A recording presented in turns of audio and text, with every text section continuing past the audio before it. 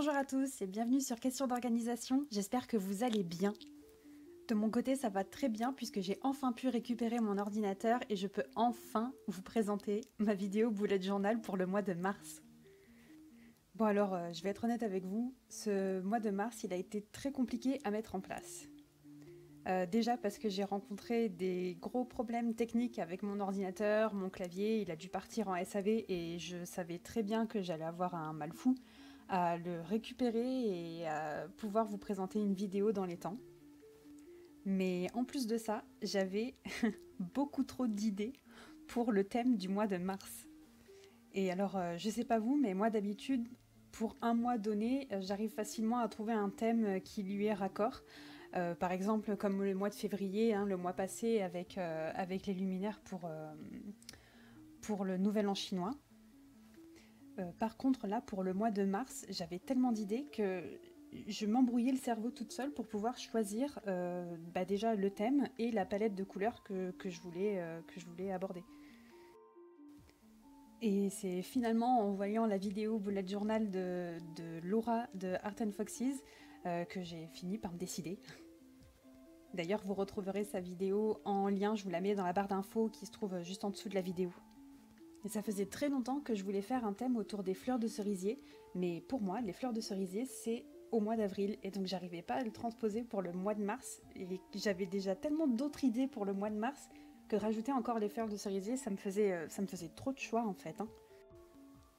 Mais finalement, en voyant la vidéo de Laura, je me suis dit, pourquoi attendre un mois spécifique pour faire un thème précis? Pourquoi je transposerais pas justement les fleurs de cerisier au mois de mars, je sais pas moi, les boules de Noël au mois de juillet si j'ai envie, après tout, c'est mon bullet journal, je fais ce que je veux, non?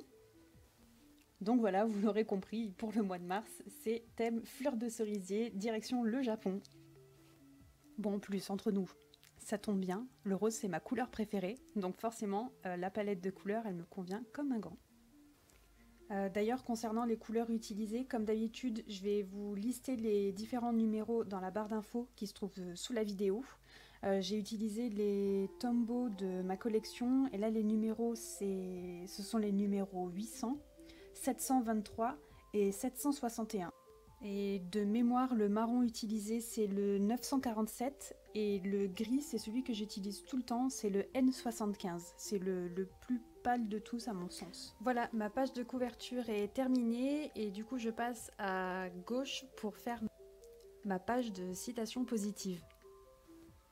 J'aime bien utiliser cette page de gauche pour pouvoir justement y insérer une petite citation, une affirmation et aussi jouer avec différentes textures.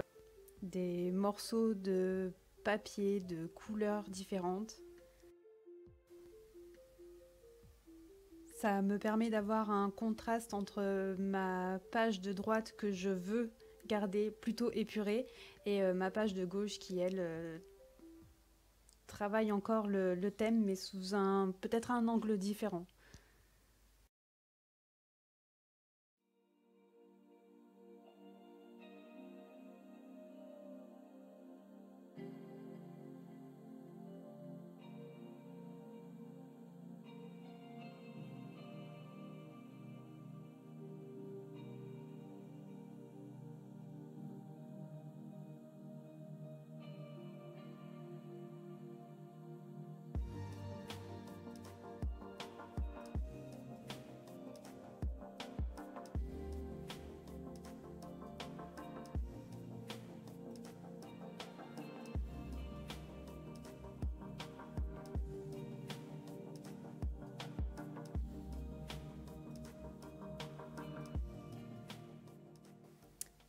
Ma première double page est terminée et donc maintenant on passe à l'organisation du mois de mars. Et comme elle me correspond super bien, vous verrez qu'il n'y a aucun changement par rapport au mois précédent. Si ce n'est bien sûr les couleurs utilisées et les dessins et washi tape.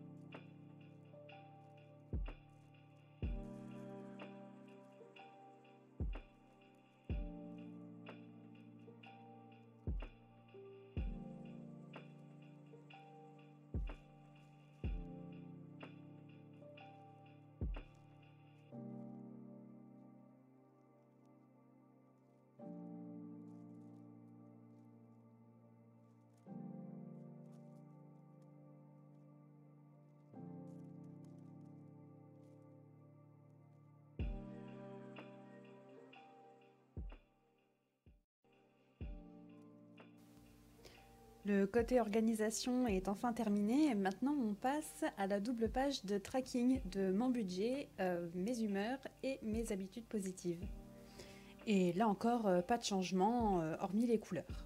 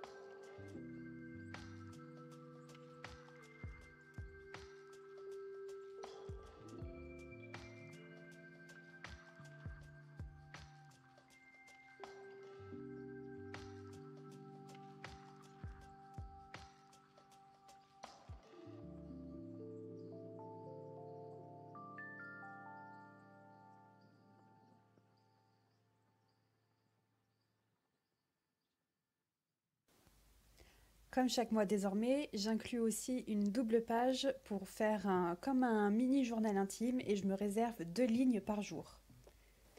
J'y inscris les moments positifs, négatifs, ce qui s'est passé d'important dans la journée.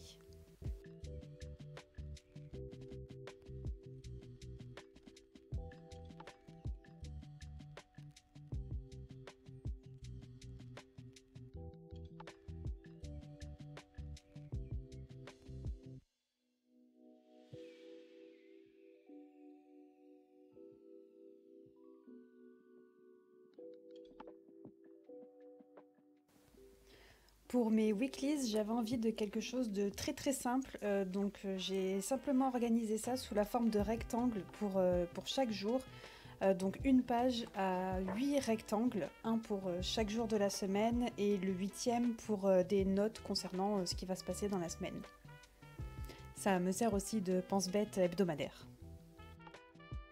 Et comme le mois de mars s'étale sur 5 semaines différentes, j'étais un petit peu embêtée à la fin de mon bullet journal du mois, parce que du coup il me restait une page de droite qui était inutilisée, donc j'en ai profité pour faire une page réservée à mon projet immobilier, puisque je suis en train d'acheter un appartement. Je touche du bois, mais jusqu'à présent tout se passe très bien. Mais du coup je me suis dit que c'était l'occasion rêvée, cette dernière page inutilisée, pour pouvoir l'utiliser justement en rapport avec ce projet. Donc je sais pas encore bien ce que je vais y noter, mais ça va très certainement me servir dans les semaines qui viennent. Et voilà, c'est déjà l'heure du rendu final. J'espère que cette vidéo vous a plu. Comme d'habitude, n'hésitez pas à liker, partager la vidéo et vous abonner si ce n'est pas déjà fait. Et nous, on se retrouve très bientôt pour une nouvelle vidéo. Bye bye!